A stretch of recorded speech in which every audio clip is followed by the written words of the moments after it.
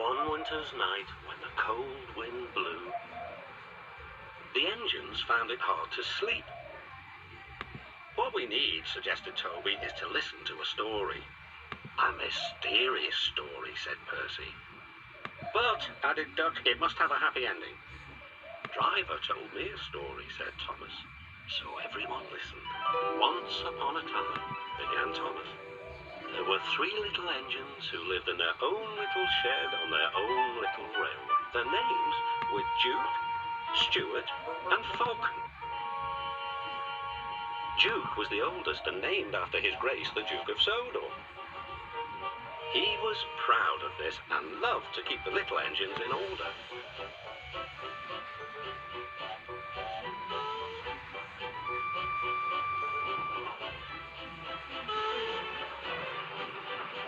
Whenever they did anything that Duke thought wrong,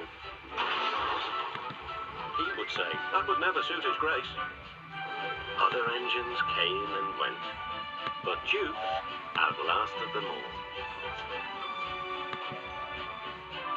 Stuart and Falcon used to call him Granpuff.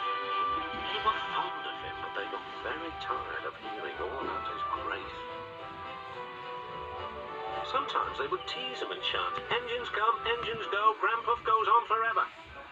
You impertinent scallywags, Duke would say. Whatever are you engines coming to? Never mind, Granpuff, we're only young ones. Well, you'd better mind, unless you want to end up like Smudger. Oh, Granpuff, whatever happened? Smudger, said Duke, was a show-off.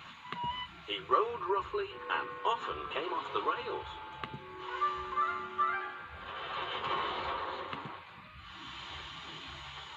I warned him to be careful, but he took no notice.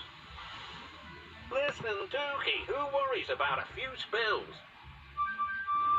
We do here, I said, but Smudger just laughed.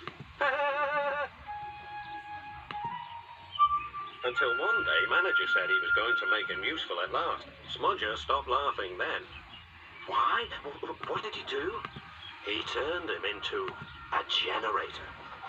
He's still there behind our shed. He'll never move again. After that, Stuart and Falcon became really useful engines, and all 3 were happy together for many years.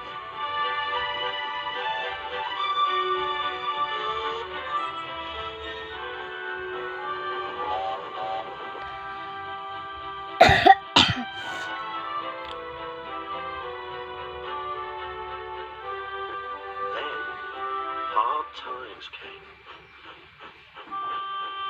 The mines in the hills closed. And the railway was closed too. People came to buy the engines. We'll take Stuart and Falcon.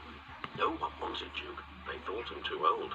Cheer up, Granpuff, called Stuart. We'll find you a nice railway, and then you can come and keep us in order. They tried to be brave and cheerful, but no one really thought their dreams would come true. Duke's driver and fireman oiled and greased him one last time. They sheeted him snugly and said goodbye. They had to go away and find work. Duke was alone. Oh well, he sighed, I'll go to sleep. It'll help pass the time.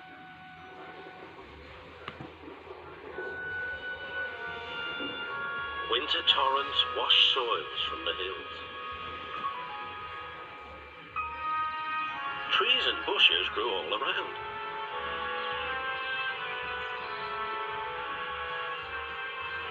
You wouldn't have known a shed was there, let alone a little engine asleep inside.